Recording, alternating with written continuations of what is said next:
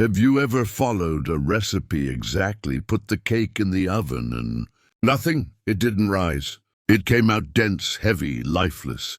Relationships can be like that. Sometimes everything seems right, affection, presence, good intentions, but the love just doesn't grow. Carl Jung would say something essential is missing. Emotional yeast. That invisible element that makes the bond expand, mature and become whole. Today we're mixing ingredients of the soul and the kitchen to understand why some loves fall apart before they even form a structure.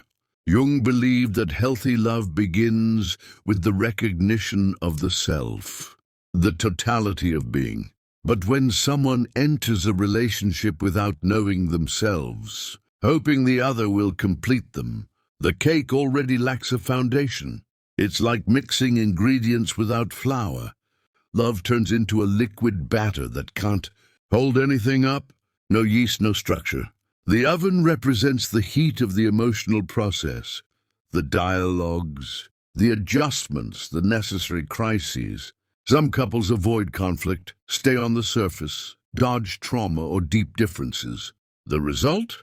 The cake doesn't bake. It stays raw inside. Without confronting the shadows, as Jung suggested, love doesn't mature. It's just appearances. Have you ever tried to bake a cake with too much oil and too few eggs, with too much sugar and no salt? In relationships, that kind of emotional imbalance is fatal. When one person disappears and the other dominates, the result is a misshapen, unstable cake. Love that grows needs inner balance, giving and receiving, listening and being heard, caring and being cared for.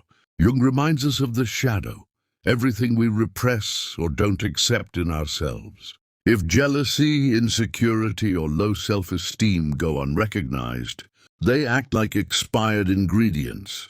They sabotage the cake's growth without you even noticing. The recipe seems right, but something is keeping it from rising lightly. Love collapses in the middle, even if it seemed promising. So what's the yeast in this cake? Authenticity, the desire to grow together, shared vulnerability, room to make mistakes and learn.